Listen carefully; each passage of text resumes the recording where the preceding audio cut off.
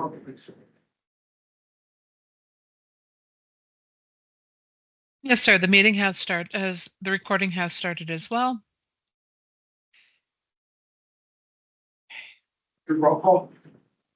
Yes, sir. Commissioner Myers is excused. Glenn Brown, Here.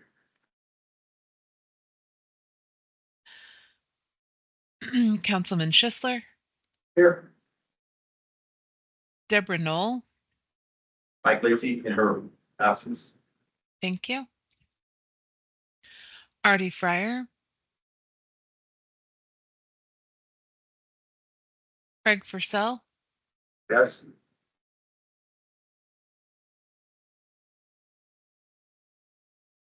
David Newell, Here.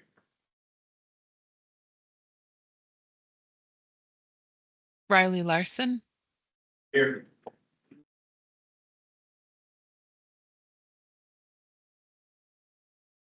Christina Melling, Here. Beth Pasek, Here.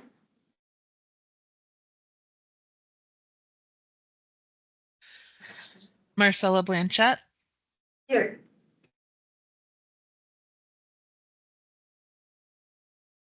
Deborah LaKenta, Here. Jennifer Waskovich, Here. Alexia Wiggins, Here. Kristen Thomas, Here. John Vargas, Here.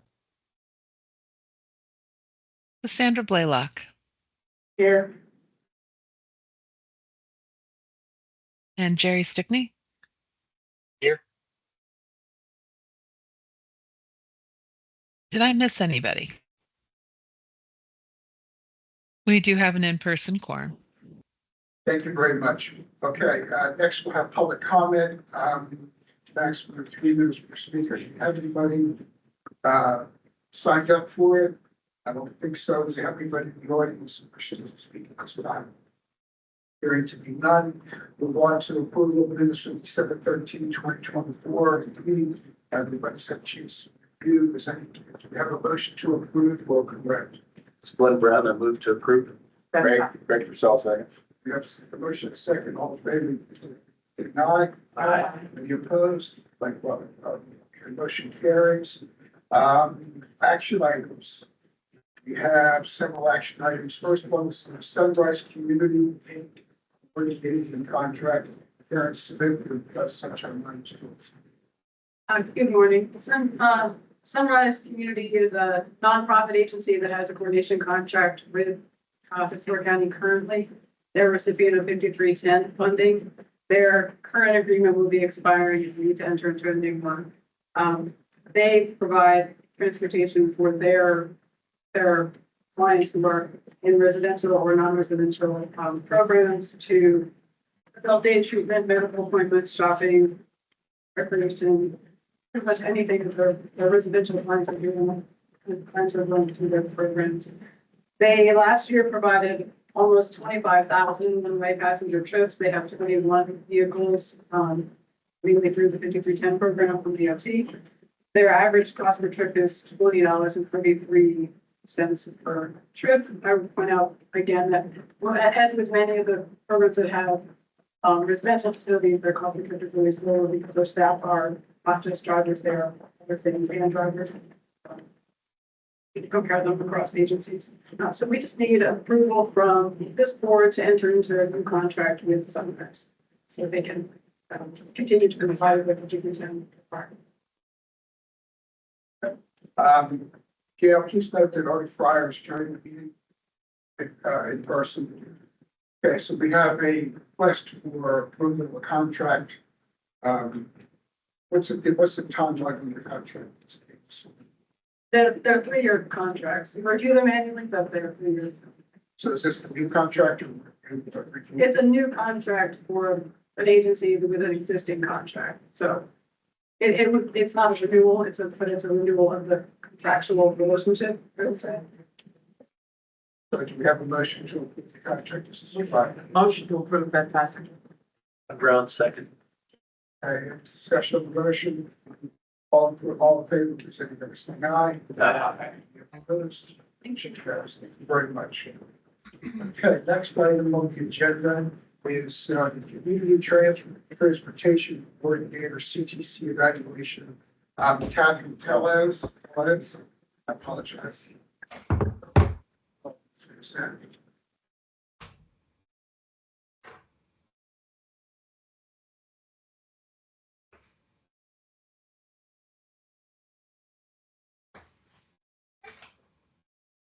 No kidding.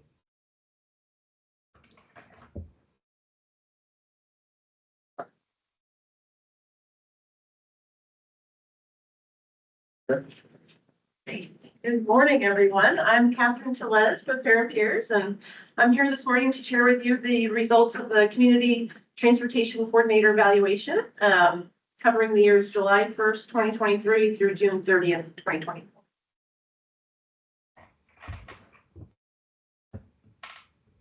Seem to.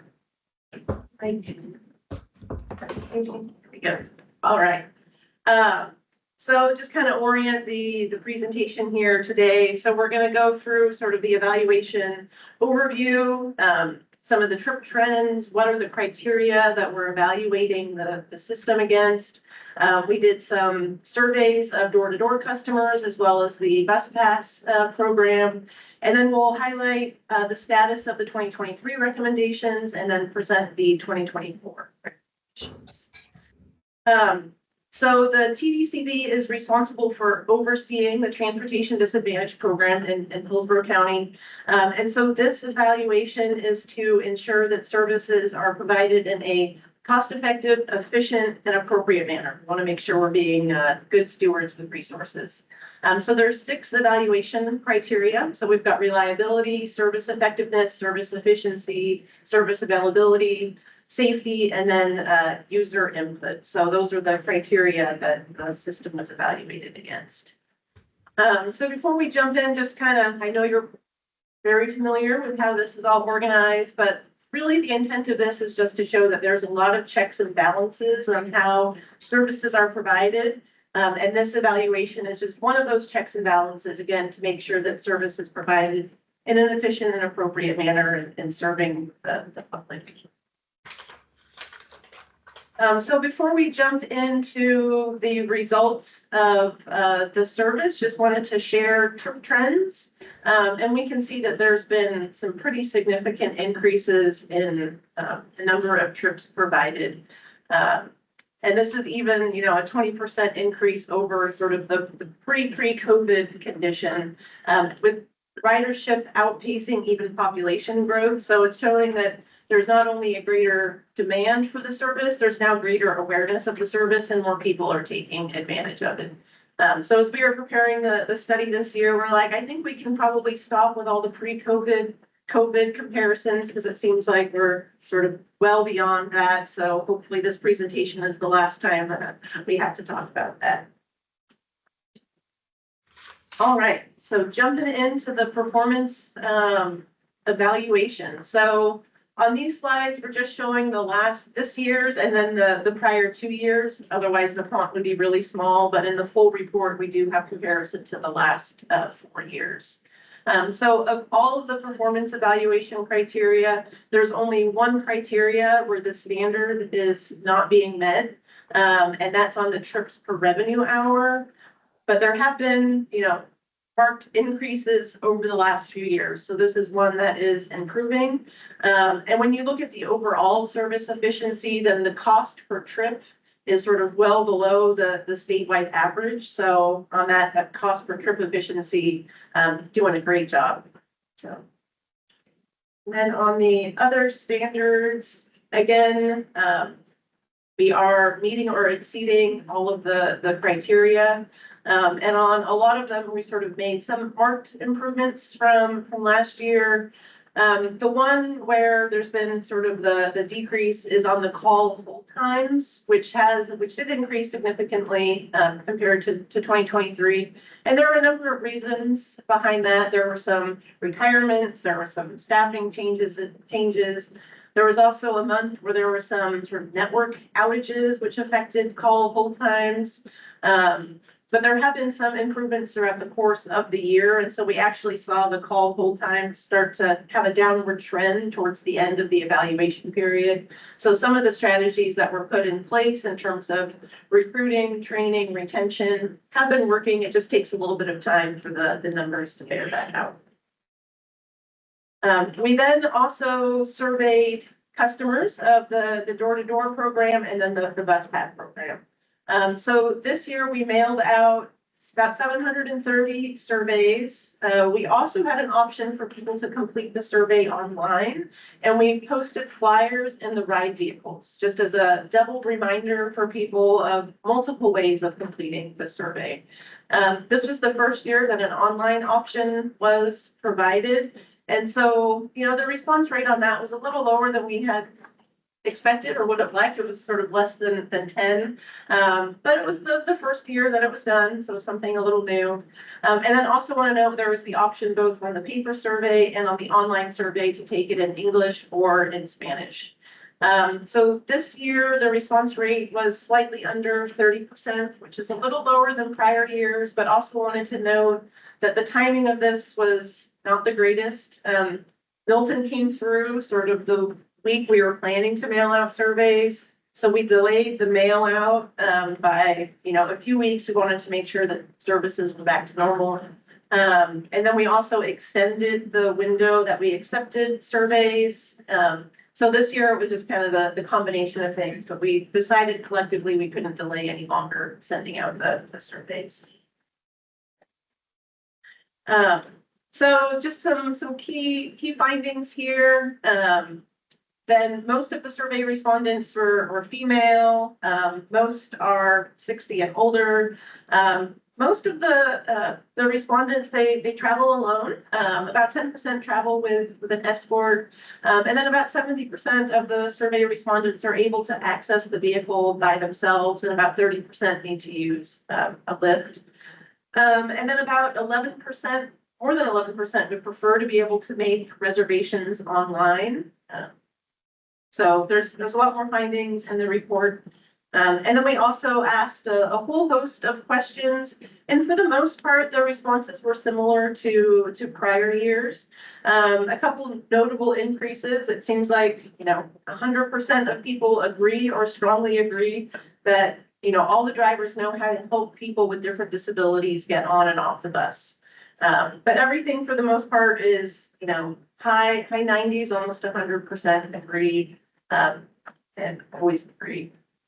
The one that sort of stood out was on the, telephone calls are answered promptly. And when we kind of reflect back on the call hold times in this evaluation year, we can see that those numbers kind of jive. People noticed that they were on hold maybe a little bit longer, and it might have taken them longer to get to a reservation than they would have liked. So with some of the changes that have been made, we expect this number to increase for the next evaluation period. But that was the one that really sort of jumped out at us. And then people were provided the opportunity to provide written comments. So about a third of people did. And just wanted to, some highlights here. The number of survey or the comments that had something related to praise for either the overall system or particular driver, that increased from the prior year. And the number of complaints remained about the same. And I don't know about you all, but I only ever fill out a survey or provide the comment when I'm unhappy. So the fact that, almost, 2/3 of people had words of praise, and they were things like this service is a lifeline, it's life-changing, increases their independence, a lot of really moving sentiments. So then moving on to the bus pass survey. So more surveys were mailed out just because it's a larger population, but the response rate was about the same. And the online response rate was about the same as well. On the bus pass survey program, more of the participants or the respondents travel alone.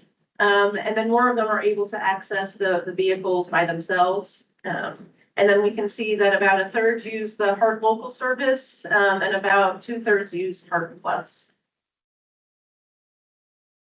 And then again, we asked a host of questions to kind of gather various sentiments. So the notable changes were just on the cleanliness of vehicles and then drivers practicing safe driving practices.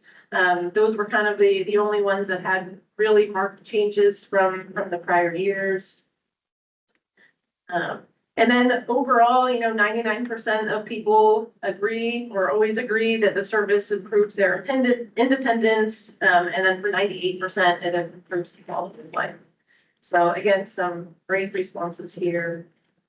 And then also people were able to provide additional comments and feedback. So the praise amount increased slightly. And again, people just really expressing appreciation for the service.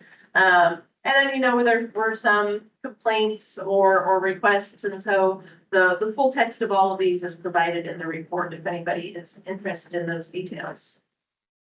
And then as we wrap up here, just really wanted to highlight that the Sunshine Line was awarded the 2024 Urban Community Transportation Coordinator of the Year Award. And this is actually a pretty big deal. This is a statewide award. And there are a number of reasons why it was awarded, but really overcoming a significant driver shortage. We saw the increase in the number of trips, the number of formal complaints was decreased. There was an increased number of compliments, the on-time performance improved, and there was also some exploration of innovative partnerships. So again, this is a pretty big deal for the statewide award. So just wanted to highlight that. So here are the 2023 recommendations. And so 2 of them were met, 1 of them partially met. So the first one was exploring ways to efficiently offer expanded evening and weekend service. So there was an innovation grant that was awarded where Sunshine Line partnered with PSDA and Go Pasco to provide sort of on-demand Uber Lyft rides after hours funded through that grant. Overall, there was positive results, but just not that much demand. And so when the pilot program ended, that service did not continue. But that was explored. It's just a matter of having the funding to continue offering that. And then restoring driver capacity to pre-COVID levels, that occurred. There were some changes in hiring and training to get that driver capacity up that seemed to be working really well. And then successfully implementing the new scheduling software. So this is something where there was kind of a false start at the beginning of the evaluation period. It's now online, and so should be kind of rolling out new features in the coming months and whatnot. So we should start to see some results from that in the next evaluation period. So overall, great progress on the 2023 recommendations.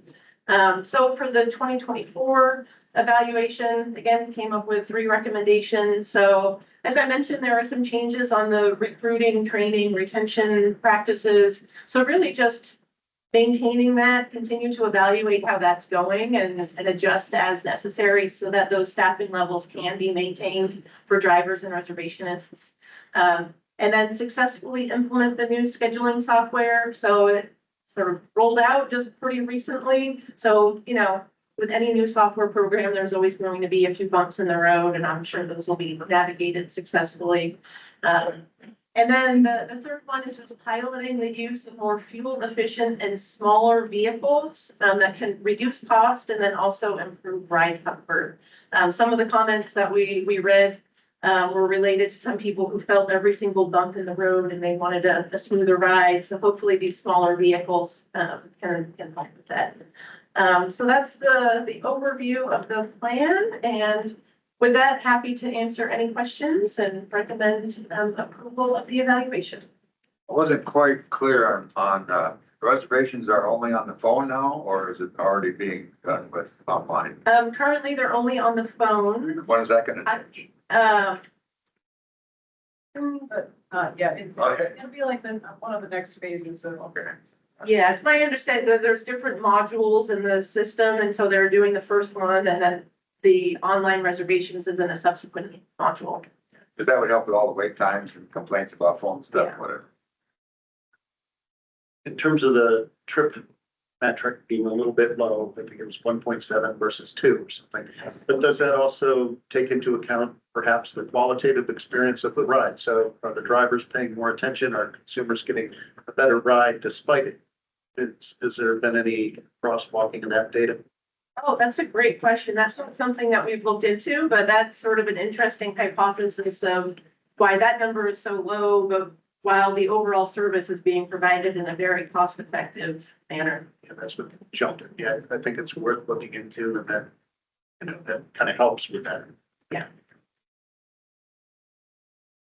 Yeah, I have a comment. This might be more for Wally, but is there any opportunity for there to be an evaluation committee of this board? I feel like if we were able to have this information prior to, maybe we could help input more on recommendations. On other transportation disadvantage boards I'm on, there are evaluation committee that gets to meet and discuss the CTC evaluation before it comes before the board and really have more input on it. Sure. I mean, I think that's a good point. What do you mean by like more input? Do you want more, say, kind of a survey? So I think this is really great, but I think it's a lot of information and we're not getting like the full picture of it. And by having a committee, you sit down for a few hours, review the entire evaluation together, and then the TD committee is able to help make recommendations based on the evaluation. Yeah, no, I think that's something we can explore. I mean, let's meet after this. Yeah, I would think maybe, next year when this takes place prior to, maybe we bring before a board nominations for an evaluation committee. Well, you might want to just check with some of the staffers here, because I believe we used to have evaluation. Right. Yeah, I think we did. And because that's mentioned, I think it's a great report. But I'm gonna say this because I think with what's mentioned, what I'm about to suggest would be one of the things that would be brought forward, or we'd have some discussions. Great report. But unfortunately, the population that we serve all too often, maybe not here, but in instances, aren't giving full attention to whatever they have as complaints, concerns. And so even if it's a small percentage, I think we should know what they are and what the percentage is. And so if a group gets to see what those are beforehand, at least then we could express whatever it may be. Because I think that's part of our responsibility to help improve services. Yeah, services are well, but I think even if we had a few complaints, we need to have a trace line to what those are and not ignore them. Because there could be some solutions that come about just because we ask questions. And I think we've done that before. But I think that should be part of our routine process, just because of the population that we're serving. So, even if it's just a few people, it could be that that's just the tip of the iceberg, because we're not getting, everybody responding. So I'd just like to make sure that we keep that in mind, see that as an opportunity for us to even improve on what's being done well. Any other questions or comments? I have one other idea. One thing I always think of is could there be one little separate niche on here of what the drivers would recommend as changes, what the drivers see as a problem, and what they see as something that's just improved, get their perspective on it would be a little extra mention. I think is interesting. That's a great. Can I ask you a question? When you say online, what are you referring to as online part of the survey? Well, we set up a web link, and so it would work on a tablet, a phone, on a computer, for people to fill out the exact same survey, but just on an online. So are you sending out like a text message, email to your riders to fill out So, the survey? the survey actually had a QR code on it and the link to it. So, sometimes people don't want to be bothered to take it to the mailbox, or they just prefer to do it online. So that was one way. So they would get the paper survey and then have the option to either complete that paper survey or complete it online. And then we put the web link in some of the ride vehicles. So if you're just sitting there on your ride and maybe you're a little bored, you want something to do, you could fill out the survey. So the intent was to try and give people the paper option and then just a different option. And like I said, the response rate on that was low this year. Well, Yeah, and to add to the point of the surveys online, that was an idea that we thought would be able to amplify the opportunity for people to put their voice into the survey. Unfortunately, sometimes when they mail it in, there is a delay, and we do have a cutoff to kind of like to prepare the presentation to analyze the data. So, that's something we can improve on in terms of how to make the survey more attractive and more appealing, or just kind of we just gotta brainstorm more ways to get more people done. I from experience, some people don't wanna scan, so we use tests where we do send emails, we've sent text messages, and we get more response. Especially people we come in contact with and it's in our database. So just a suggestion, you may wanna, if you have ridership and you already have that information, sending them out text messages or email, to see if they would respond. yeah, that's something that maybe can be piloted next year. And if there's the online reservation as well, that could be another mechanism. I have a question. How much of this, how well was this information discussed in the Sunshine Line? We met pretty frequently. I'd say we had 4 or 5 meetings to ask questions, review results, make sure we were understanding kind of the processes, what was happening, ask follow-up questions about some of the data. Okay, my point is that is, we're not here to regulate and tell Sunshine Line how to do the job. Sunshine Line is a participant of this. I would hope that Sunshine Line, and Jerry, you're online, I think. Please feel free to jump in at any time, that no complaints, you've been told what the issues are. And I would expect that you guys are troubleshooting and so forth, and trying to figure out ways to improve on these lines. Is that a true statement, Jerry? Yes, this is Jerry, and that's absolutely true, sir. And it's great to get the award this year. Then no matter how good the results are in the surveys, there's always room for improvement. And I've actually got a couple notes that I can kind of go through now, or in my when I present out of some of the key things that I took from those complaints: call center, service timeliness, vehicle concerns, and kind of breaking down a little bit more and explain and let you all know exactly kind of what we already worked on. And I think what's the storms really pushed us back a little bit. So we're already 8 months into our new grant year, and we've had opportunity to review these and make some changes and implement some stuff as well. So absolutely, we were part of the conversation and got to the fixing thing. And again, and I have that sentiment in my mind that if you hear one person say it, there's probably more that think it that just hadn't said it yet. So we absolutely want to look at those and take them and see how we can resolve them. They're a little hard to hear, so this type of thing, I apologize.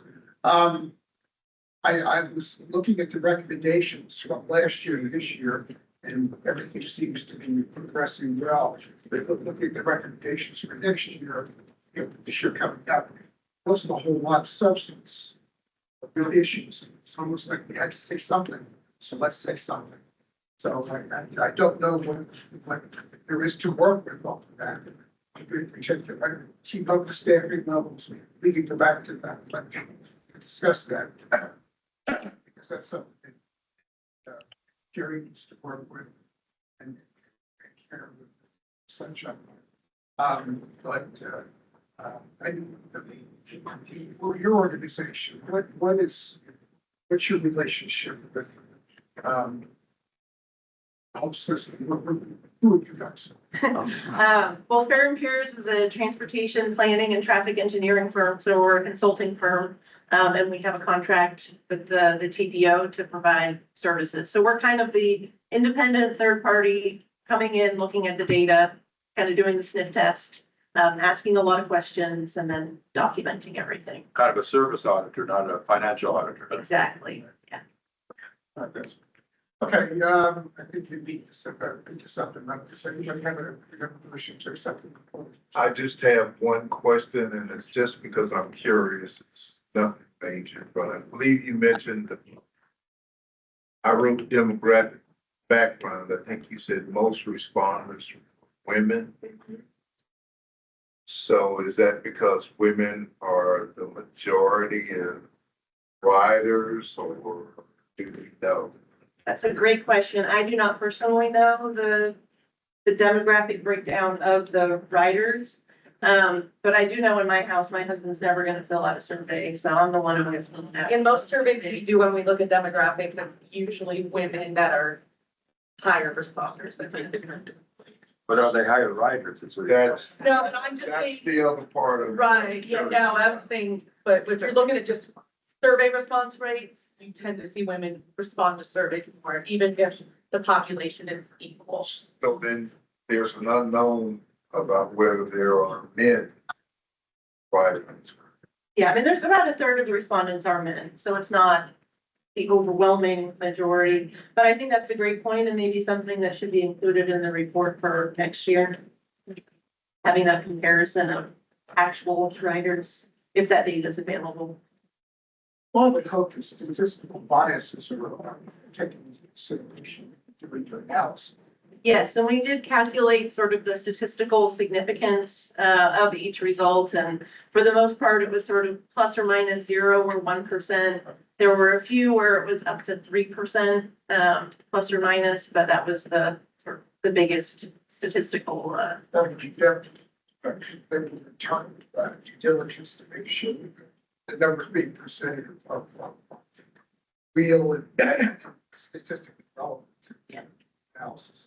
Yeah, and overall, there was a high enough response rate to have that really high level of statistical significance.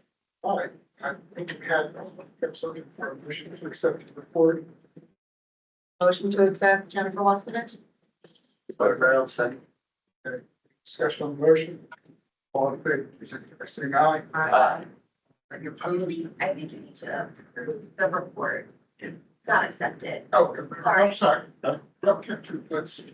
Bob, like. Okay, that's the motion to approve the report, Jennifer Wassenich. Glenn Brown, second. All in favor, indicate by saying aye. Aye. Any opposed?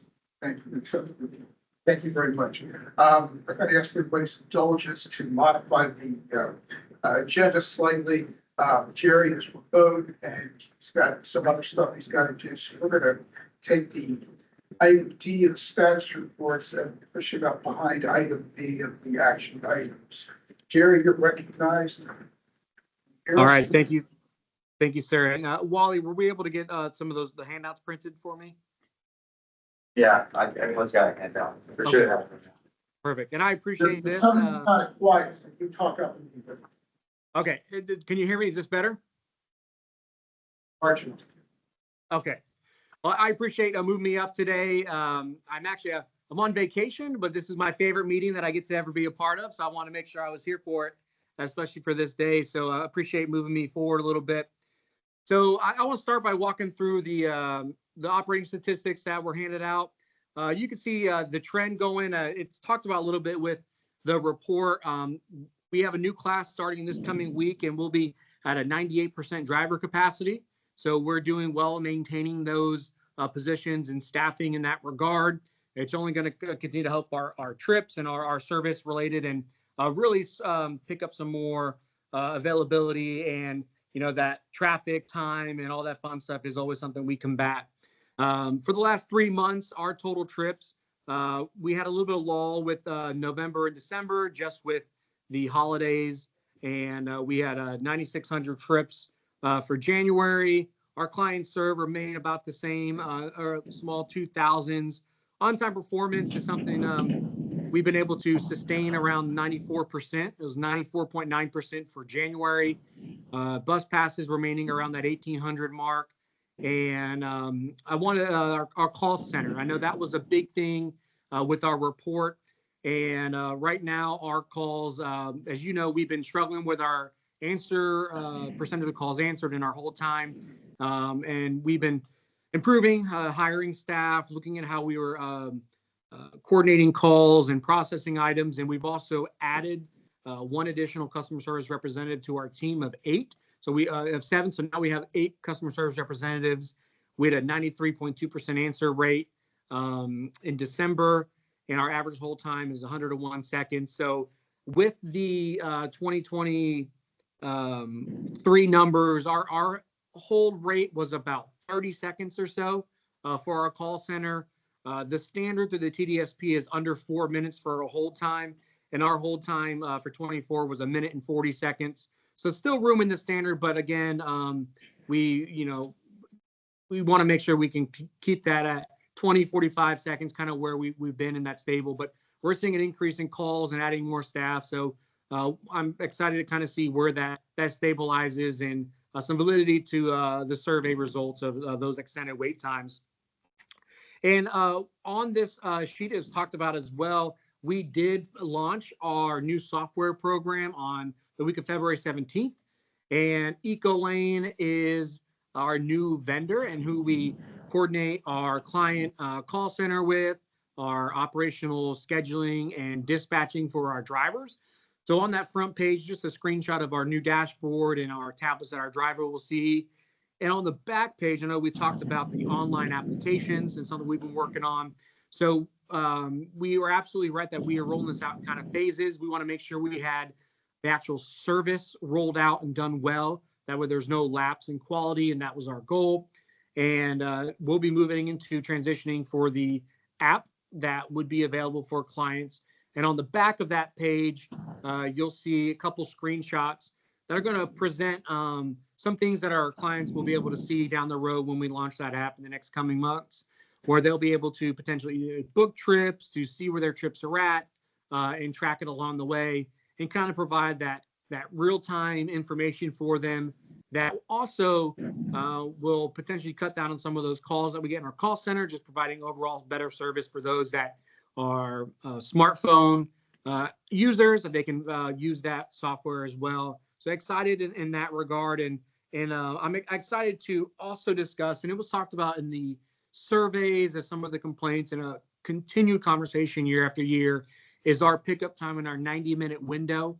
What is a feature in this new software, which is really nice, is we still have that 90-minute window of availability for us to be able to pick you up on time, to get to your appointment on time.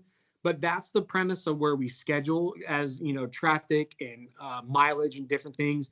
However, what we've been able to implement now, and we've been doing this since the launch, and it's working out pretty well. We got some great feedback from clients, is once their book is tripped, or their trip is booked, it actually gets set into a window of 30 minutes of where that operator will be in the goal to pick them up from. So now it might be an hour from their pickup or 75 minutes, but now they're being given a 30-minute window of when the earliest they should expect their vehicle to the end of that window. So no longer being ready 90 minutes prior and waiting and not knowing when, that we have that 30-minute buffer in that window. And one thing we've implemented as well, because sometimes you might have a cancellation to where that trip before you isn't there. We are holding, so if our drivers get there a couple minutes early before that 30-minute window, that 5-minute time frame we have for no-shows does not start till that 30-minute time. So that way we give the client the adequate information, they have the time, and it's not held against them if we're there early. That's the window we gave them. And we've got some great feedback the last few weeks in that regard. So excited as we roll this out. We've, little growing pains, different processes, right? Our drivers and our work is the same as far as scheduling and dispatching. So working through those, but I'm really happy with the way things launched and how we've been able to adapt into this new program, and really excited to see how it moves in the future. So excited about that. And to kind of loop into some information of the year and the surveys, it's a couple of key things. The call center was something that was noted. Again, as I just mentioned, we did increase the capacity, moving to a team of 8 versus 7 with some extra retention practices. There were some pay rates that were adjusted as well that we were fortunate. We lost down 8% on the survey for the answer promptly. And, I don't ever love negative feedback, but they're not wrong. It was definitely a challenge this past year. Even though, we're within the standards, it's still, not the standard that we've set year after year. So we're continuing to work on that whole time. Service timeliness was something that was mentioned as well, that 90-minute window, which, what I just discussed with that 30-minute window now, we're getting great feedback.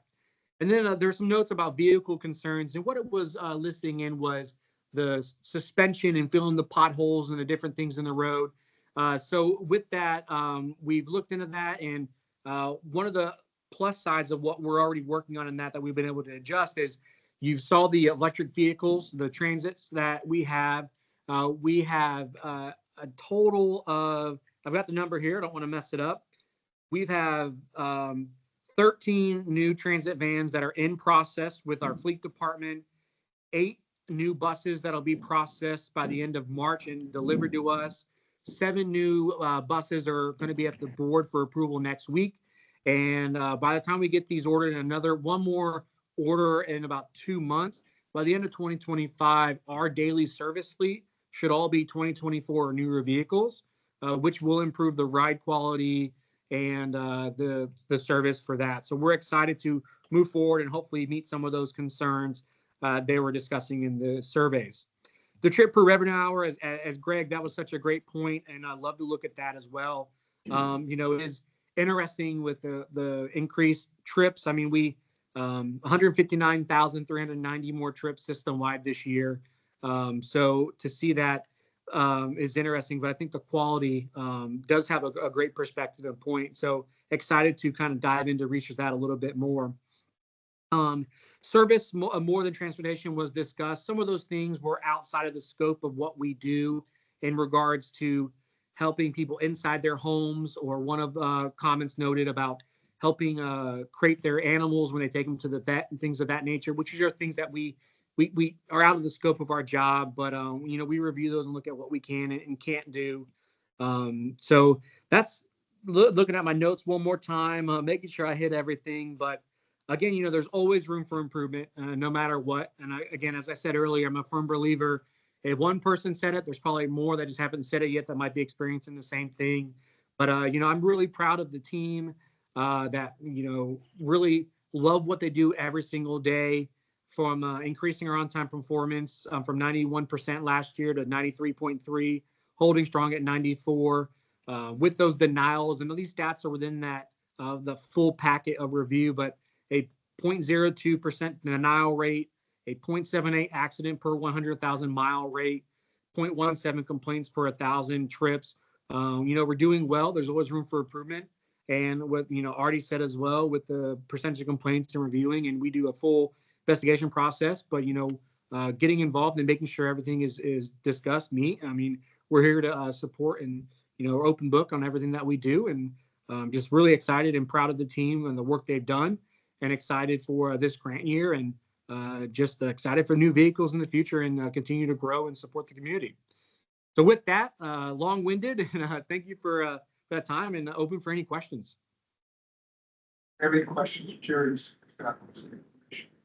Jerry, I got one question or comment. Did you continue to keep us updated subsequent meetings as to the status, or just like you did now, where Sunshine Line stands with the recommendations from the evaluation? Absolutely. We'll add that, and we'll make that as a part of the report moving forward for every meeting. Absolutely. That way we'll keep ahead of it. Keep you honest on it. Perfect. Okay. Anything else, Jerry? got tea time or something? Have fun. I wish I'm volunteering, teaching some classes and some old stuff I used to do. Thank you, sir. Working with a nonprofit. A lot of fun. Tea time would be fun. The weather's beautiful. Okay, appreciate your time. Thank you. All Jerry. right. Take care. Thank you all. Have a good one. Bye-bye. All right, let's get back to action items. We have a public participation plan, measurement of effectiveness report, from Harmony, I'm sorry, you. Staff. Recognize.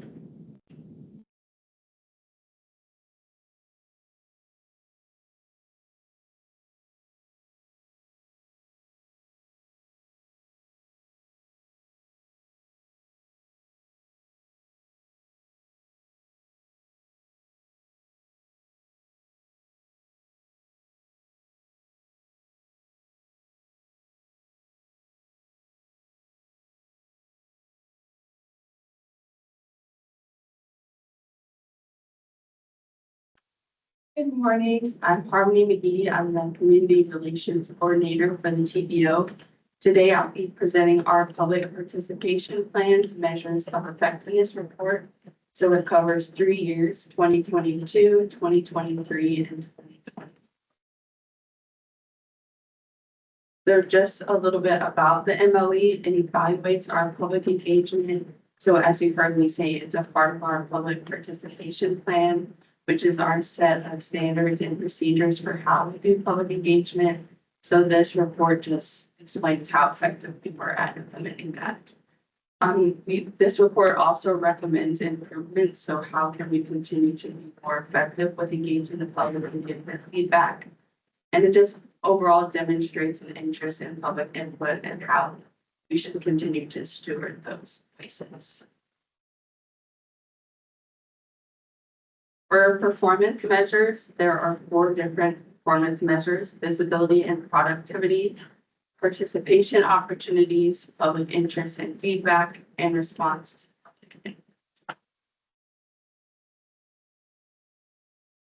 This year was our first year doing a scorecard. So for each of the 4 measures, we reached at least a meets expectations, with public interest and feedback reaching 5 stars that exceeds expectations. I will note that in the future, we would like to move to more of a point system so that it's more concise and we can compare from year to year. But again, this is our first time doing it, so it's more of just an overview of how we did. For visibility and productivity, this is just intended to measure how many times the TPO got in front of a community member. So do they know who we are? So for Facebook content, our content was seen over 68,000 times. We had 760 media mentions, so that includes interviews, articles such as with the ABC Action News or the Tampa Bay Times. We had 165 tip signs and 30,000 mail flyers. And it was really important for us with visibility and productivity that we use multiple avenues of marketing. So that's why it's the social media, print media, as well as the physical tip signs, which also important to know we did those in English and Spanish.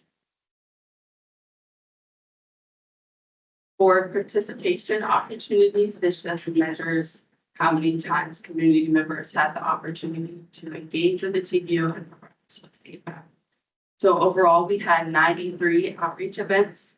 45 of those events were LRTP events.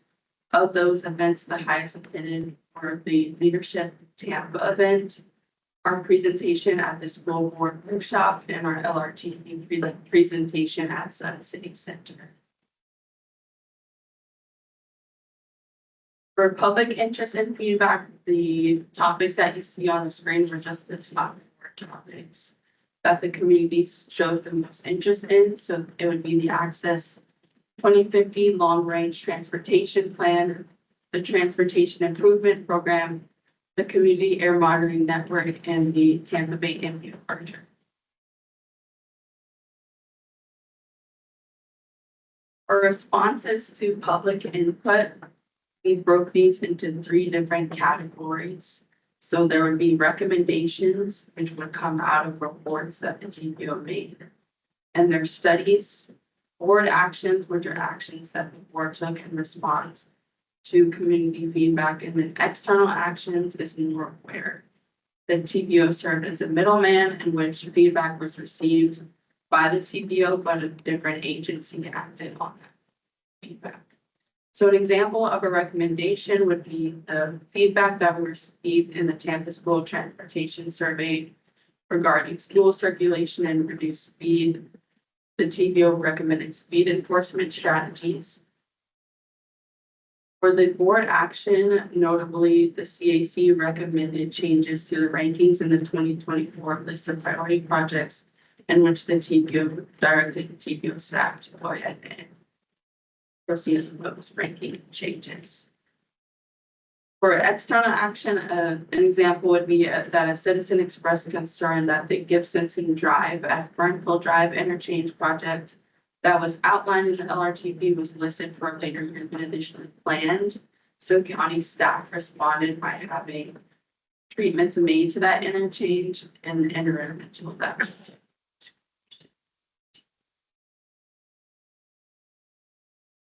Now we'll move to notable successes and collaborations, which we again have the Access 2050 LRTP, the Community Air Monitoring Network, which notably had its first summit in 2024, and our Flip and Flip Junior programs, which stands for Future Leaders in Planning. So that is where we do some outreach with the youth and the community to expose them to what planning is and what our agencies do. Notably, our outreach for the Access 2050 LRTP received an award from ABA Suncoast, which this is also the contributing factor to why we reached 5 stars in this particular category. As a follow-up on our recommendations from the previous MOE report, this just demonstrates ways that we took those recommendations and followed through on them. So some notable standouts include the infographic that we created for the Citizens Advisory Committee. It outlines what the core documents are and how they relate to one another and how the TPO functions utilizing those core documents, which those documents are actually now available on our website to the whole public, not just for the CAC as well. Another notable recommendation follow-up was the focus groups that were conducted by the Vision Zero Slide Water Study, which I'll touch on that a little later as to why that was very innovative. But it's important to have community groups when we do outreach, and also just building a culture of awareness, again, with the Community Air Monitoring Network. So now I'll move on to our 2025 report recommendations.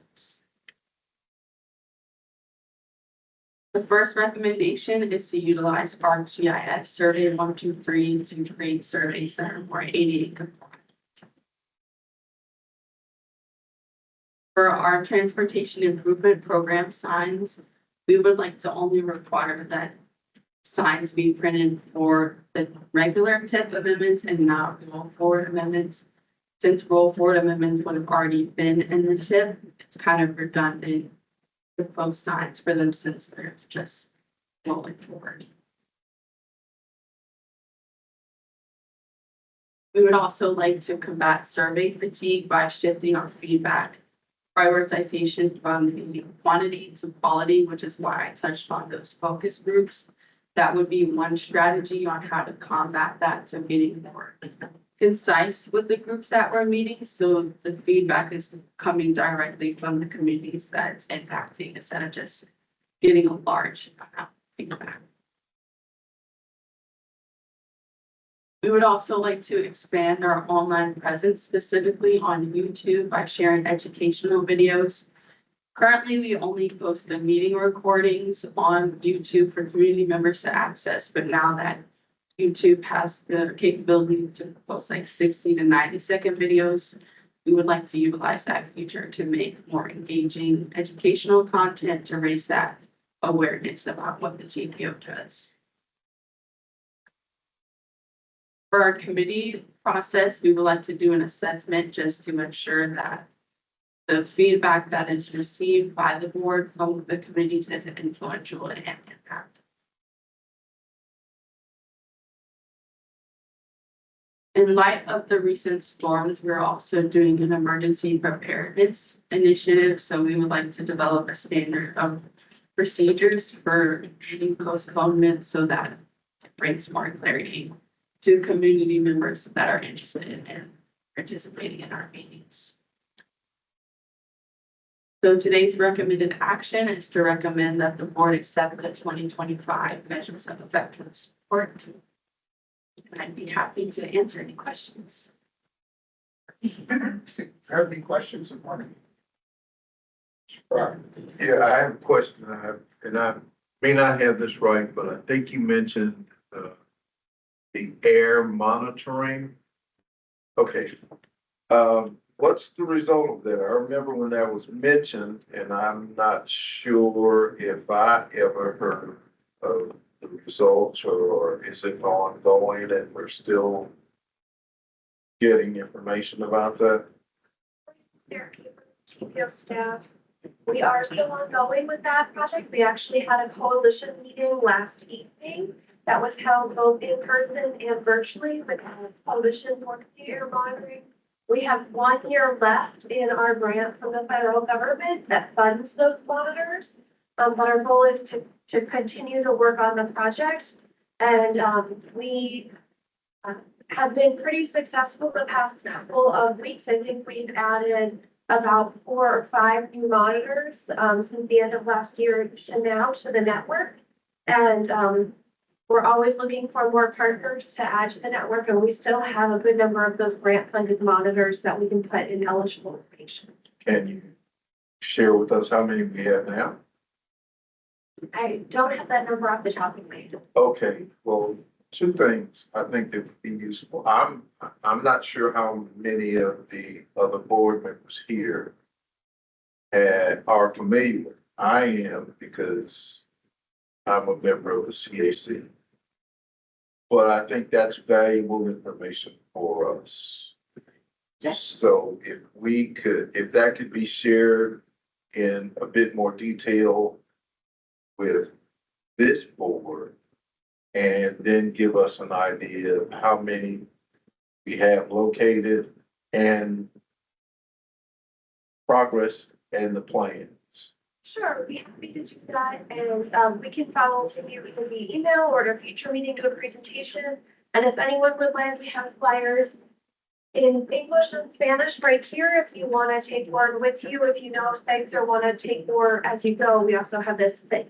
You're welcome to take. I think that would be useful if you're looking for sites, because I'm not sure how many of us are familiar with what you're talking about. If you're trying to find sites, that might be an opportunity to get it.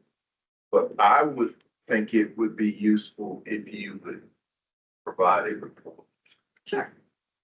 To us. Be happy to work with Molly and get an update at a future meeting. And I'll leave these there over here if anyone wants to take them. What would we do with that information? Well, I think it's useful because, and Sarah probably can explain it better, but they're doing air quality in particular areas. I think because we're serving a population. Well, my point is, what can we do about it as our group? I think, How can we impact the well, then I think if we see it, we might together determine how we could use it. I think one thing that comes to mind is communicate to people that we represent in these particular agencies. What it is, what's going on, some of the objectives. Because what comes to mind immediately is older populations who could be adversely impacted by poor air quality. And if they know that something's being done to monitor it, then again, we could get some input, some ideas, communications from there, or recommendations for where some of these sites should be. My only concern with that is who else is disseminating that type of information. I just don't, if, too many people putting out information can become cumbersome and error prone. So it's just, I'm just wondering who else. My reason, and I'll just stop with this. No, I'm not arguing with them. No, and I don't take it as that. Yeah. I just think we need to be aware of it, and I'm not sure if all of us are aware. I don't necessarily disagree. I just make sure we're Right. the information we get, we use it properly and that's my. Right. I remember when we were first talking about this and it's being granted, and my thought immediately in terms of the utility, certainly like Sunshine Line or Herd Plus, and, you know, if we do have populations with lung issues and things, they're gonna need more trips to the hospital and more trips to getting some sort of treatment or something. So in my mind, it does have some impact on the population we work with in regard to where we might need to focus routes or trips or things like that, but just as simple.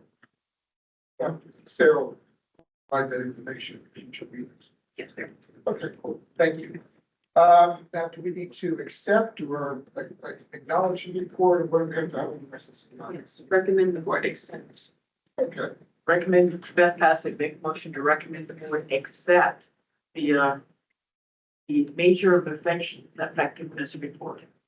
But Brown, second that. okay, motion is second in discussion on the motion. All in favor, please indicate by saying aye. Aye. And any opposed? Thank you very much. Thank you. Thank you, Carter. Appreciate your effort. Next is election of officers, attendance review and declaration of vacancies. Mr. Wall, you are up, sir.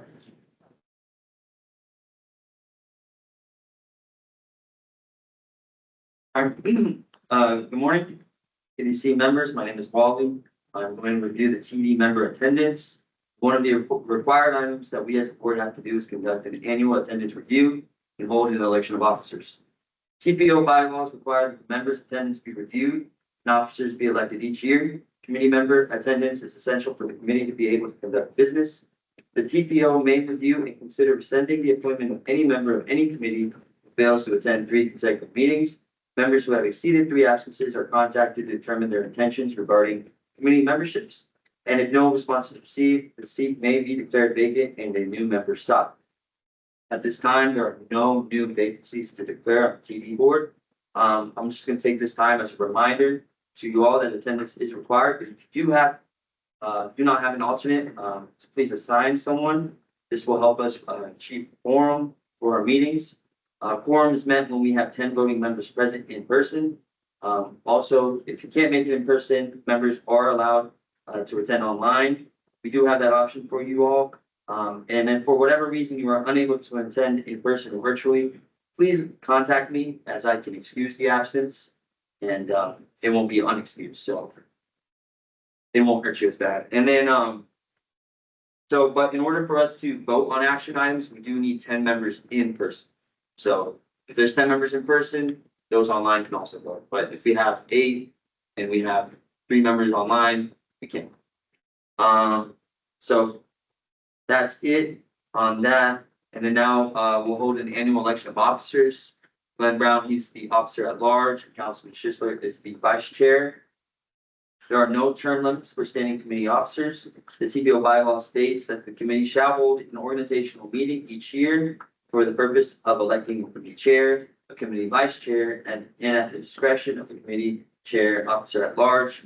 Officers shall be elected by a majority vote of a quorum of the members, and the TDCB chair must be an elected official appointed by the TPO board. Commissioner Myers was reappointed by the TPO board as the TDCB chair. As mentioned, both Councilman Schisler and Glenn Brown were elected last year. I got in contact with both of them. I don't want to put you on the spot, but you all said you were okay with it. Unless you're not okay with it, we can hold an election. But if you're okay, we can. Okay, and then you're good. So then I guess the motion would be, since you're the sitting chair, to hold the election or re-election, both you and Glenn. Entertain motion to re-elect the existing executive for the next year. Motion. You have a second. Mike Lacy, second. Okay, have a motion second, all in favor, any discussion on the motion? All in favor, indicate by saying aye. Aye. Any opposed? And motion carries. And then the other motion would be just to approve the, that we as board review the attendance. Mike Lacy from AP, could I suggest at this point, alternations to this list? Yeah, there are alternates on it. So, for example, Or I should say amendments, so like I see Eugenia Joseph and Brett Gottschalk, they need to be removed. Sure. To have Leon Collier added to his presence. Yeah. Over there. but we'll make those changes. Sure. Just to clarify, a couple things. I know Wally mentioned, that people have to be in the room to vote. We are not allowed to, have online voting, so you do have to be in the room to vote unless there's an extenuating circumstance, you communicate with us in advance. And following up on the list of, people, just, if somebody isn't here for some reason, we can clean up the list, but the positions that they represent have to stay the same. That's determined by the state. And they also reflect during the time of they were there Okay, for the year. any questions or comments? Not okay. What else you got? Not just to approve We have, approve the attendance. I'm sorry, wait, what? So this is just the attendance. The attendance. We have a motion. Motion to approve the attendance. Second. Dave Mills, second. We have a motion second. Any discussion on the motion? Hearing none, all in favor, say aye. Opposed, likewise. Motion carries. Thank you very much. Okay, next on the agenda, we have our status reports. Mr. Brandon Campbell from the city of Tampa will give us an update on the streetcar expansion. Brandon, we're ready for this. All right, thank you.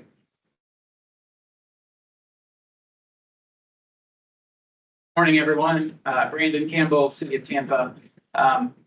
Came to talk to you about the city's current pursuit of the streetcar extension project development, what our status is. But I think it's helpful for us to review the history of the current streetcar and what has led to where we are right now. So all of you probably know some of this. Some of you may know all of it when it comes to the history. But it's helpful, again, for us to review and just make sure that everyone kind of knows what's going on with it. So the streetcar extension as currently pursued was mentioned in a couple of planning documents and studies over the last several years. The first one that I know of that really contemplated extending beyond its current terminus was the Envision Center City Plan that was published in 2012. It called out that the existing streetcar was maybe more seen as a tourist attraction, and could the utility of the transit option that streetcar represents could be enhanced by changing the line and the frequency, the options that it offers to the community. So that plan talked about the need to extend and expand those operations. Subsequent to that, shortly after, there were a couple of different studies that looked a little more directly at the streetcar extension. The first one, as the name might hint at, was the Tampa Historic Streetcar Extension Study, specifically focused on the extension north of its current terminus at the Fort Brook Garage. That was pursued by HART. The second, and a maybe less direct, more general overview, took a look at transit assets and opportunities. That was a study that was pursued by the TPO and the Tampa Downtown Partnership. Those were completed within a couple of months of one another, both in 2014. If you don't know, the existing streetcar line was built in two different phases. It's probably a little hard to see on the slide here, but that map on the right shows phase one, which was the Ybor to Dick Rico Plaza line that was completed in 2002. And then 8 years later, there was a shorter extension from the Dick Rickle Plaza, which is, if you don't know, is the station in front of the convention center, the big glass structure. It's very nice. But it was extended from there to its current terminus, which is at the Fort Brooke Garage at the intersection of Franklin and Whiting. So beyond that 2014 initial or secondary look at the streetcar extension, a plan was pursued in 2015 to take a deeper dive and explore possibilities for what the streetcar line should look like. As you well know, the existing streetcar line utilizes historic replica streetcars. Those are generally not the older rolling stock of the mid-century streetcar network throughout the city. There is one notable exception to that. HART maintains what's called the Bernie. It is an original streetcar line. It's currently being repurposed. It's going to have a visible location in the gasworks development that is coming online. But generally, the remainder of that rolling stock is produced by a company called Gomeco, located in Iowa, and built to resemble the historic streetcars that up until the post-war era had a fairly extensive network throughout the city. That 2015 study also, before I might be getting ahead of myself. So that 2015 study explored the possibility to pursue a Federal Transit Administration grant under its Capital Investment Grants program. Now that program actually has two different tracks, and the envisioned extension and as well as the most recent extension modernization combination falls in the smaller of those two categories, which is to say that it's less than a $400 million overall cost and less than a $150 million request to Federal Transit Administration to fund in part the pursued project. It does shorten the process a little bit with FTA, still not instantaneous by any means. That 2015 study also looked at not only the extension of the streetcar, but the modernization of the rolling stock. So if you are familiar with some of the different streetcar lines across the country, I know Kansas City, Portland, Detroit all have a modernized streetcar, which has some different characteristics from our historic replica in that they tend to be higher capacity. You can load more people on. They're typically level boarding, which is to say that as they pull up to the streetcar station, it's a very small gap, but level with the actual floor of the streetcar itself relative to the curb line. And within that 2015 study, there was a recommendation to modernize the streetcar. More on that. Alignments looked at within that 2015 study generally focused on the heart of downtown, south of the interstate, at least as initially contemplated. Again, map on there, they're a little bit difficult to decipher, but the point of these graphics really is to show the different alignments that, as we went into that study, were being looked at. And the goal at that point was to get closer to the Marion Transit Center and within the heart of downtown. The results of that study actually showed a preference to extend beyond the interstate and into Tampa Heights. The map shown here actually shows a turnaround point at Palm Avenue and uses the Florida and Tampa corridors as a north-south one-way pair as vehicular traffic moves now. If you see on the south side, really kind of right in the middle of that red alignment. The existing alignment kind of goes up into Fort Brook. The anticipated new northbound pathway turns right onto Brewery and then left onto Florida. And so that Fort Brook station would be a southbound only station, and this alignment has envisioned.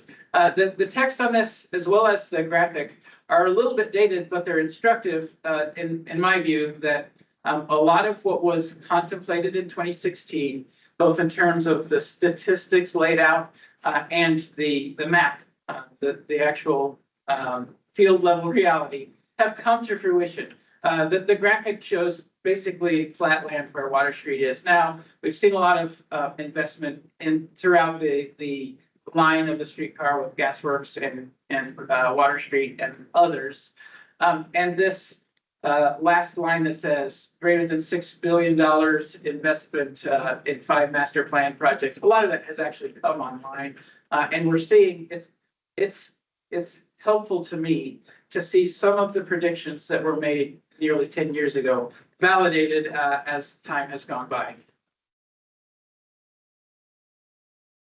A little more clearly, that recommended alignment that came out of the 2016 study is represented by the purple on this map.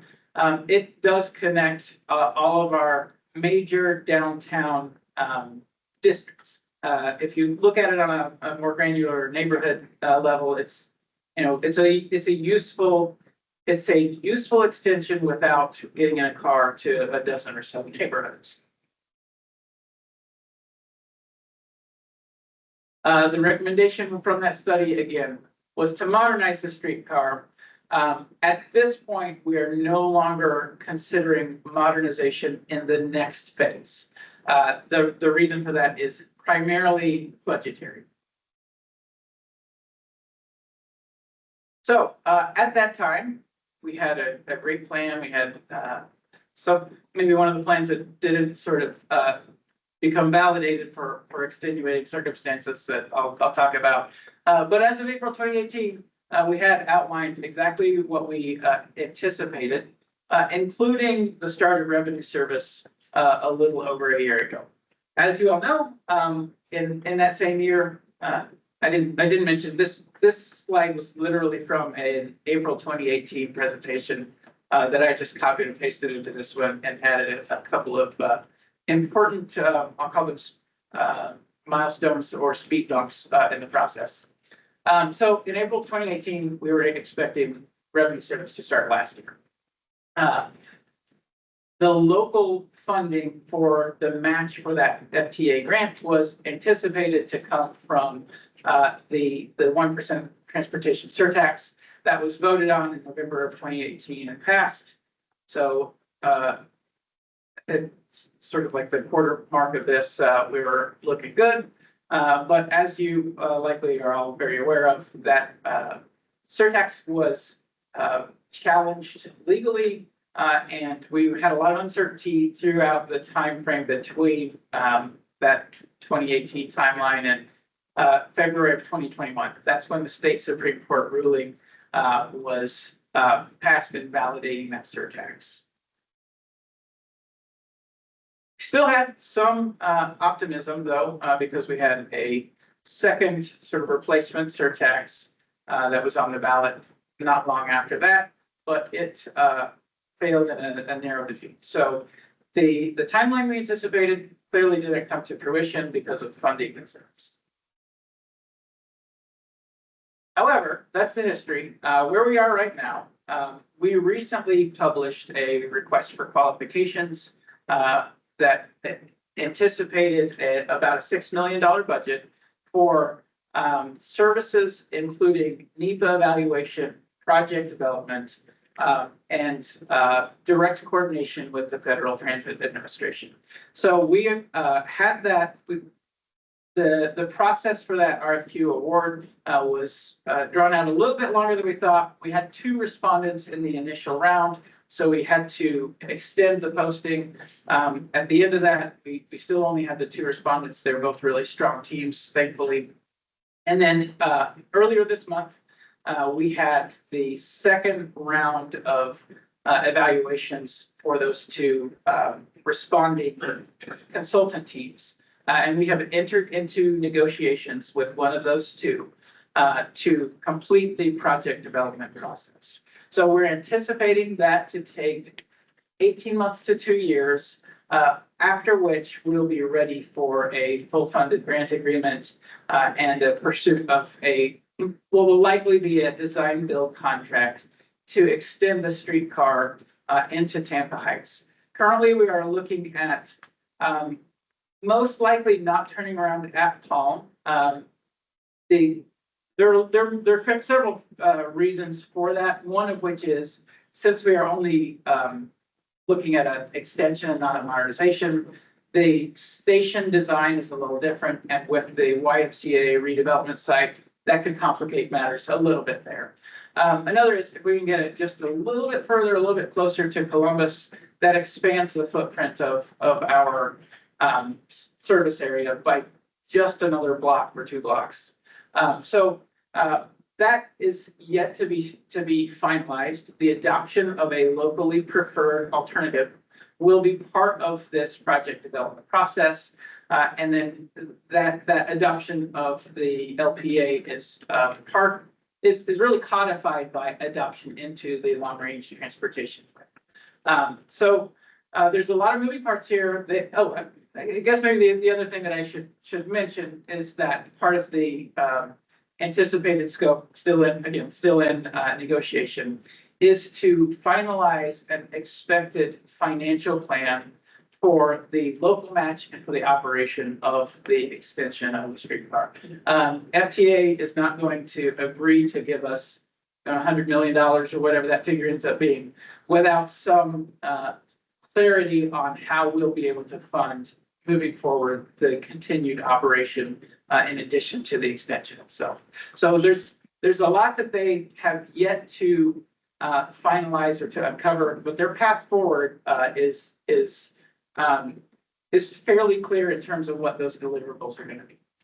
So with that, I will take any questions that you might have. Do you have any questions or comments? I do, of course.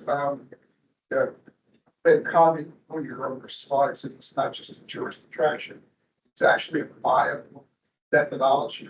I don't ever drive to the convention center or to Amway, Hyde Park, and people are hopping on, but into that station, I can never pronounce it. At the Dick Greco Plaza or the one closer to There's a station outside of Hart. Oh, oh yeah. I jump on there and I go everywhere, and go back and park, and you get in and out of even where you can't get in and out of downtown certain times of the day. So it is a viable, it's not just a tourist event, it's viable transportation. Yeah, I totally agree, and I'm glad you said that, because I think that that statement from the Envision City Center plan, we've made other actions to increase the viability of the streetcar line as it stands. The streetcar board, right now, it's fare free, and we increase service for special events. We have reduced the headway on it and extended hours of operation. So the options that are at our disposal that have been there since that statement or that study, we've as possible taken action on those. The extension itself is a build on that effort. So I appreciate that comment. Yeah, to the councilman's point, that the density in Channel Side has gotten so much bigger that it's, I live in Channel, I use it probably 4 or 5 days a week just to get around, either whether going to Ybor or to the convention center, or to the museums. It's easy to get dropped off at that endpoint there by hat tricks, and then just wander downtown to go to any of the museum events in the park over there. Sure, yeah. It's very handy, and I'm not alone. It's Yeah. always, And there's more destinations along the line than there were in 2011 too. So that in itself is sort of a virtuous synergy between the line and the development. it was empty down there when they first developed the line, so Yep. I can see why they said that. Sure. Perfect sense. Yeah. It's a lot of parking. It's like 6 million passengers expected. It's a lot of people. I'm not sure. Will there be a station near, Strides? Well, so part of the adoption of the LPA will lay out where the stations are. I don't have any discussion. The short answer is yes. There will be one somewhere in that vicinity. So, It'll be a couple blocks away because that's just the. thank you. Any questions, any other comments? Just for clarification, I know you mentioned, the streetcar board, is that the same as the trolley or is that something totally different? Yes, so the Tampa Historic Streetcar Board, basically, the way I would characterize it is, it is the board under which coordination between Hart as the operator and city as the line owner, again, Hart owns the rolling stock, coordinates the plans, use, operation of the streetcar itself. Gil, would you add to that? Park runs in city pays for it. Relationship. Park runs all the stock and, they put the drivers and pay for everything, that goes along with it. And then the city turns around, basically writes a check to Park. Yeah. Other questions? Thank you, sir. Good job. Thank you. Okay, next on our status reports is the Department of Transit Development Plan 2025 to 2034 annual project report. This is for as you are recognized, requesting your recognition.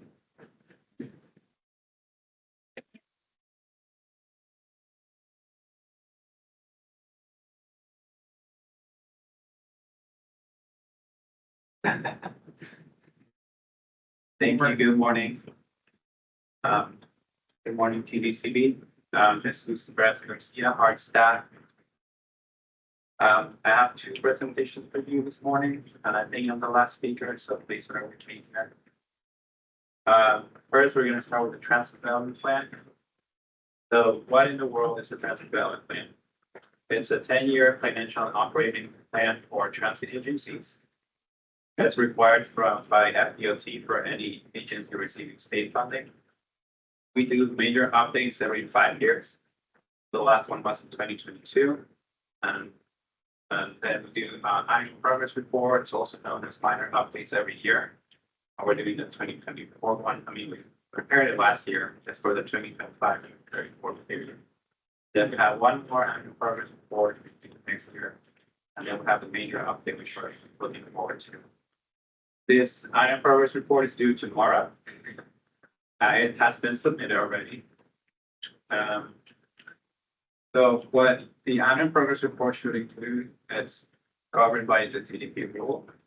It includes things like past year's accomplishments. We look at the 10th year, so similar to the work program, the FDOT work program or the transportation improvement program. We always add the new last year. Then we add them to the financial plan. We look at the list of projects. There's been a revised TDP rule. It was revised last year. And it includes the changes like the deadline was pushed from September 1st to March 1st. That aligns better with the budget process. The idea is that the budget informs the financial plan. So the budget ends in September. So kind of like it plays out better that way. It also requires more coordination with the MPOs, which is why I'm here today, to keep that line of communication open and make sure we're on the same page. And then there's the guidance, which is still being updated. So the TDP rule is basically a piece of legislation, or like looks like a piece of legislation. So the guidance translates from legalese to English. So we're looking forward to that to come out so we can be able to incorporate it for next year. So the TDP looks at funded and non-funded needs. On the funded needs, we have service improvements. The first priority is to maintain existing service. And then we have frequency improvements to 4 routes, 3 of those in 2025, and 1 of those in 2027. With the caveat that frequency improvements require extra vehicles. That's what you see under the capital cost column. We need to purchase more vehicles, not just replace, but expand the fleet. And that's one of the impediments to incorporate these changes. But operating dollars are accounted for in the financial plan. Other service improvements include the Route 1 curve repilot, which is ongoing right now, funded by the city of Tampa. And then the streetcar circulator has been scrapped or be reassessed since this was generated, because as funding is from the city of Tampa as well, and they have to prioritize Route 1 versus streetcar circulator. We have the capital needs that are funded. The main priority is the heavy maintenance facility, followed by vehicle replacements, followed bus and paratransit vans, and then streetcar vehicles and the CADVL project for fixed route bus and streetcar. Then we have a grocery list of unfunded needs. On the service improvement side, I'm going to go one by one, but we have frequency, we have new services, local express and on-demand, we have premium or rapid transit, and streetcar extension. Then in capital needs, we have the BRT, Florida Avenue Transit Center, rehabilitation of new transit centers. We have replacement of non-revenue vehicles, so the support vehicles, staff cars, supervisor cars, maintenance vehicles. And we have fleet expansion, like I mentioned earlier. What we do is replacement. We take out the ones that are end of life and we replace them with new ones, but for more service, we need more vehicles. We need to expand the fleet. In terms of frequency improvements, we have the top 4 routes that are every 20 minutes, with the exception of Route 1, which is every 15 for the next year. After the pilot ends, there will be 20, and the unfunded need is to make them every 15. We have 2 big 30-minute routes that we're going to make every 20. The other big 30-minute routes are 12 and 60, but I already mentioned those are funded. We have 10 hourly routes that we would like to make every 30 minutes, and the 2 limited express routes that are all day, all week. We would like to make it 30 minutes peak service during rush hour. So before I continue on down different types of service and unfunded needs, I want to show you this. This is like 3 snapshots in time. So pre-mission maps 2017, pre-COVID 2020, and current. This is a conversation that happens a lot at the staff level, but even the hard board talks about this. What would it take to get back to those levels of service? What does it look funding wise? If you look at the 3rd row, COVID is the baseline at 100%. So currently we're like 25% under that in terms of hours of service. Admission max was slightly higher than pre-COVID. Existing operating budget is about $98 million for the bus service. It would take an extra 15 to 20 annually to go back to pre-COVID, and an extra 20 to 25 compared to current to get back to pre-mission max. The last thing on this slide, if we wanted to get back to pre-mission max, there is a lot of routes that were discontinued, and those resources were reallocated. So if we went back to pre-mission max, keeping the current, you need an extra 10 to bring those routes back. So back to the unfunded needs. We have the premium services for rapid transit. We have a list of BRTs. Recently we added the streetcar extension, the South Tampa CSX, which is part of the City of Tampa area project, our regional infrastructure accelerator, and the Solomon Expressway BRT. I'll caveat this by saying this list, especially the BRTs, it's about 8 years old, because the last TDP major update kind of recycled the previous TDP. So we're looking forward to the next TDP major update to refine this list more, to look at it. On the express routes, these are the which is unfunded needs, including 3 routes that went up with mission max, which are those in bold. I forgot to mention mission max was like a system redesign, and it included a little budget cut as well, so that's why the service got shown and reduced. Local services, we have a few routes on this list, including 3 routes that went away. Mission max those in bold. On-demand transit, we got the transit development plan identified some potential zones. We recently added Palmetto Beach and Orient Park, so those are areas that constantly get community feedback that there should be transit. And if we cannot put local service, and there's no to provide on-demand service. Next steps, so submitting before tomorrow, check. Continue coordination with the TPO and LDOT, and stay tuned with their guidance to make sure we check all the boxes for next year's update. With that, I'm happy to take any questions. Any questions from the participants?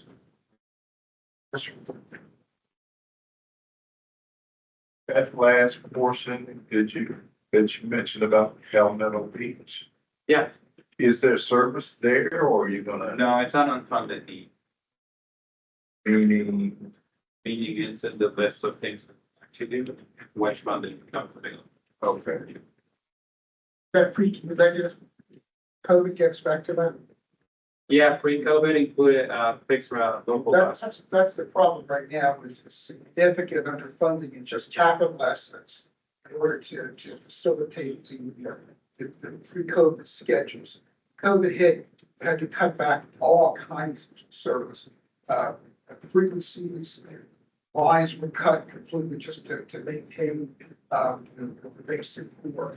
And that's not counting pre-mission tax, that's way over and above. So it's like $30 million just to get us back to COVID, which is very difficult to do right now. Our funding for hard, funding levels, funding capabilities. The transportation tax would have eliminated all that, but that didn't happen. And so we're back to the drawing board. We're undergoing a charter review to allow us to increase the tax funding for hard directly through property taxes. There's something else available. The transportation, and I think you guys are familiar with this, all everything they deal with it. Take your core dollars, then community investment, then you can leverage that against the feds for increases. Sometimes it's 3-1. So we could get, $50 million in increased taxes, potentially increase that to 150 million in outside funding, which would feds state formulas and so forth. I'm being very general, broad, but that's the basic issue at this point. The part in particular, you get 20 million, if you turn it into 60 million potential, that gets us back to pre-COVID levels. Gets us covering with rolling stock, gets us covering with infrastructure, increasing the frequencies, the periodicities of the routes and so forth, makes a Zeus life a heck of a lot easier. Stop the planning out. And we can get back to serving some of those areas in South County that have been cut off at this point. Since COVID, we've been running a modified Saturday schedule, basically. So typically on weekday you have more service, and then weekend a little less. We've been doing Saturday service since COVID on weekdays. Yeah, figure. This a bus might have been back to an hour for the next bus. It's on most of the routes. Yeah, The what run the route, which is Florida Avenue, got the 1.7 million from this city to fund it for the next year. But now they're going at 15-minute route. 15 minute frequency. Yeah, the one is the only. That's where reasonable go. And we say we're a tier one system. Tier one system, I gotta wait an hour for the next bus. That's it's saying 15 minutes. Okay, that doesn't hurt you. What good is the system if you can't get people where they want to go in an efficient and a timely manner? so what is that? Several years since COVID, there have been areas that really have had extremely reduced service. Yeah. Is that correct? Yeah, it was a good system, I think. The frequency was decreased. That doesn't mean they don't have any service, it's just been reduced. Right. Some areas were cut. I can't, I don't, off the top of my head, I don't, Yeah, I can't remember. I know Mission Max, we had a lot of areas that lost service. Then in COVID, all the flexes went away. So yeah, Town and Country, South Tampa, Brandon.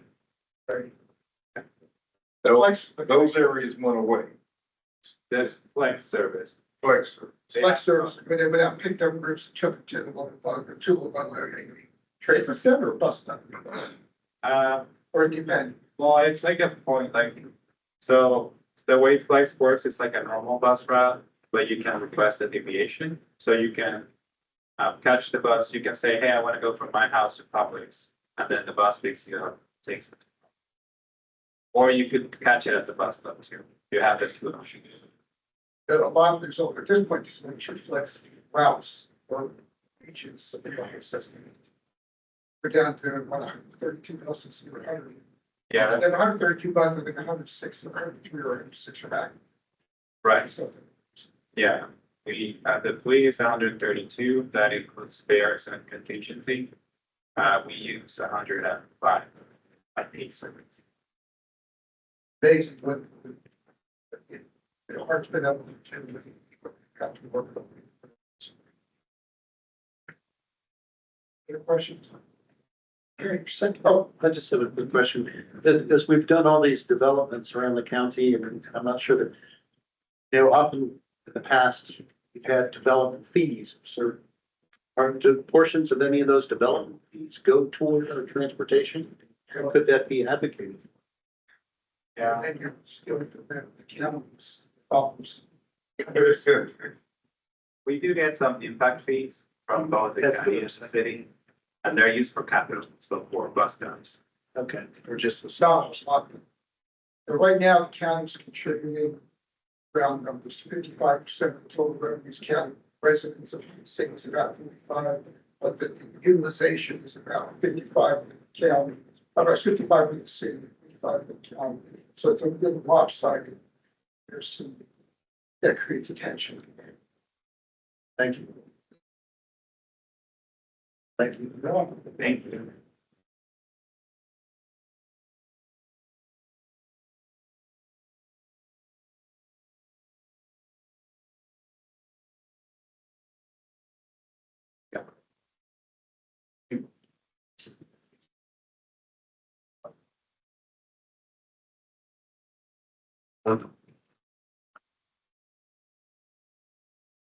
Oh, the heart chart was written 79. Yeah. It's updated in 8. For the process of updating it now. I'm taking it to the word. That's got to be approved by the board, but it's by the county, by the county, after it becomes correct. Yeah, anywhere along the lines. It's been treated like a stepchild since it's going to the board. Thank you.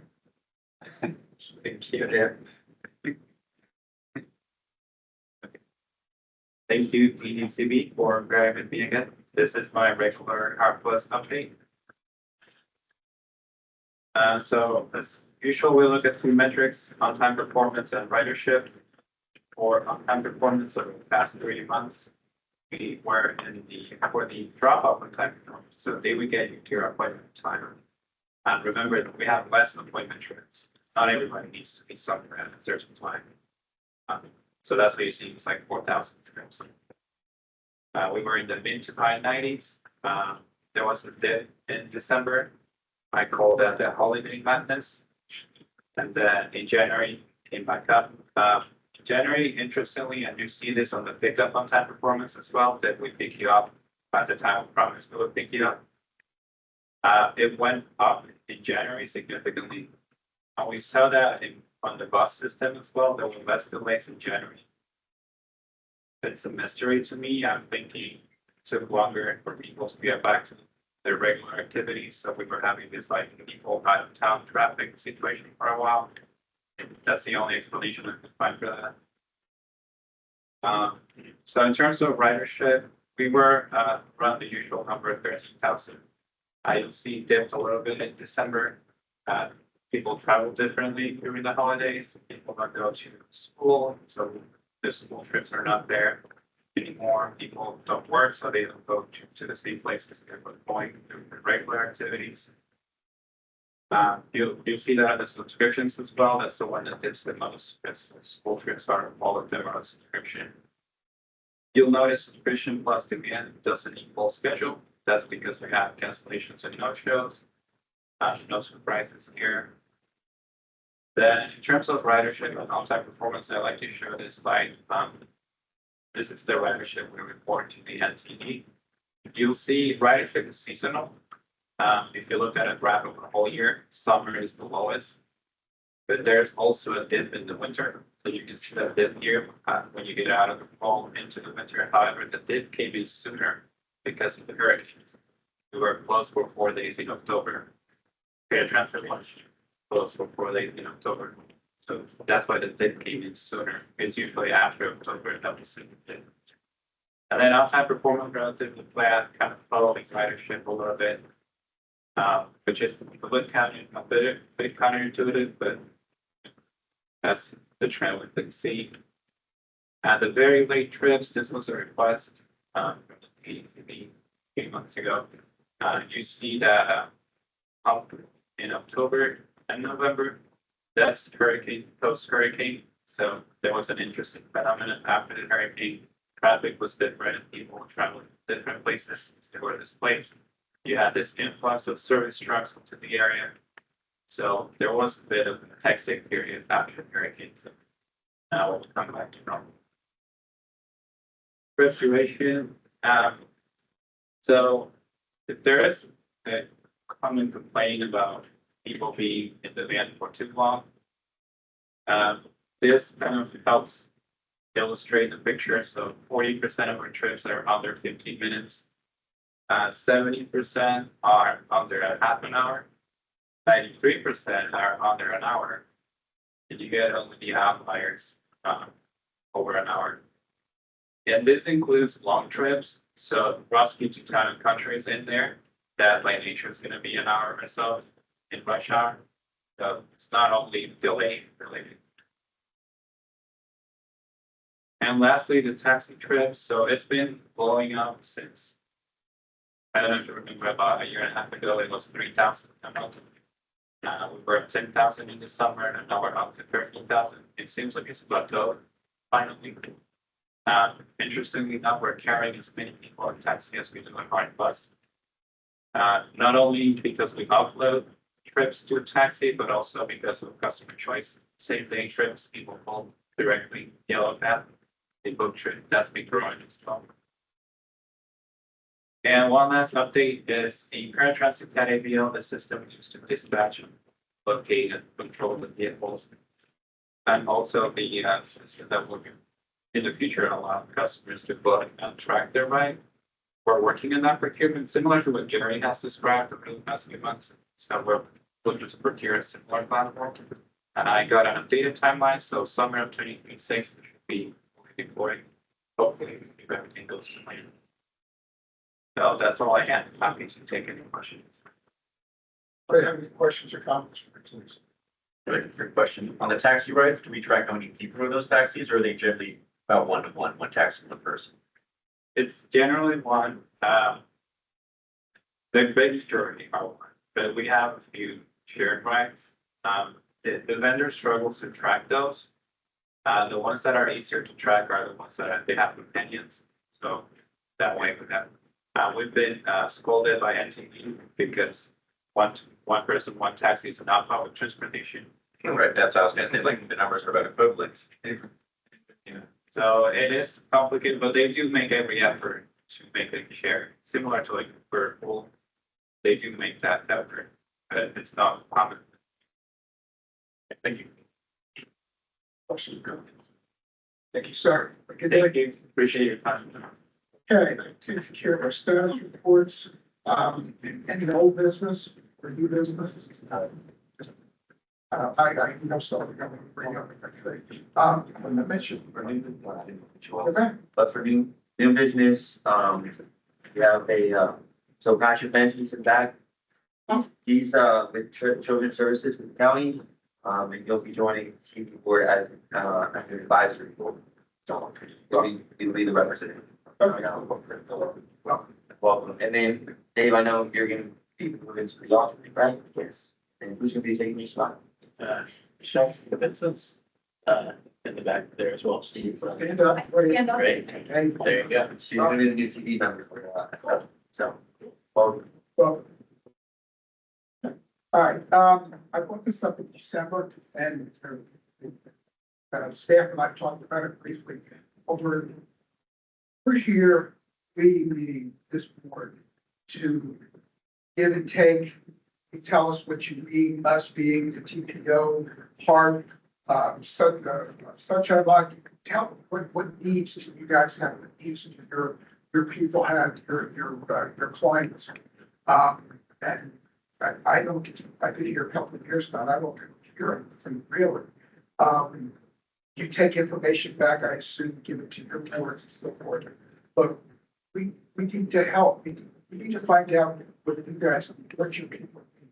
So, you can go right there, have anything, but that's not right, because you don't get together, get into April, and nothing will happen. So I think Sarah has magnanimously volunteered to put together a requesting line, if you will, a requesting form. I'll let you talk about it for a second.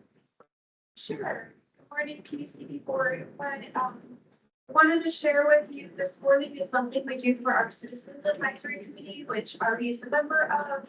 The CUC meets every month, but they also are very interested in items on a regular basis. And one of the things we started with them is this CAC member interest request form.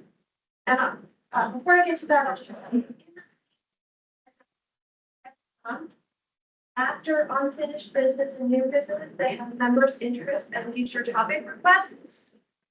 So every meeting, they have an opportunity to ask us items or suggest items for us to bring back to them, whether it's in an email or at a future meeting. And one of the things we've done very recently to try to facilitate that and get the information for members also faster than every meeting, as Councilman Schisler mentioned, is this online request form. And so any CAC member can go, and it's 3 questions. One is, what would you like to learn more about? The second is the preferred format. Do you want it as a status report presentation? Do you want it written in a packet as an attachment or other? So for example, if they want it via email or some other way, they can share that information.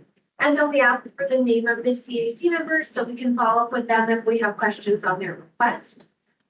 Wally and I have been discussing and talked with Councilman Schisler about developing a version of this for the TDCB, and we can customize it for you. So if you would like other questions or other response options, please let us know. It's really easy for us to develop this and then share it with you via email or put it in your agenda packet every meeting or both. And as soon as you fill out the form, we get notified of your response so we can begin working on it. To this point, you go back, go to work after this meeting, you find out that you have a group of clients that has a need, okay? You don't have to wait till April to say, hey, we got a problem with this. We can facilitate it. Gives, Wally's got nothing to do. You know, we need to make it work a little bit harder, but we can't do it unless we communicate. And there's people here I've never heard them say anything but I. So, and obviously if you that anyway, so I intend to use it if I have something, some terrace that needs to be done or whatever. But we don't know what you need, we can't fix it. We can't offer any help. And Jerry needs to know it, and TPO needs to know it. Hard, Jesus is just dying to get working on something that's or hard to be flexible. So that's my soapbox, it's just not going to be on them to be you know, give something to do. And we can make this board very, very effective. You got to communicate, you got to tell, we have to tell them. I'm not going to get so much. Any other comments or questions? It's adjourned. Thank you, everybody. Sorry to be here. We get the man. It's just, I like it. I'm still in church. All right. Now,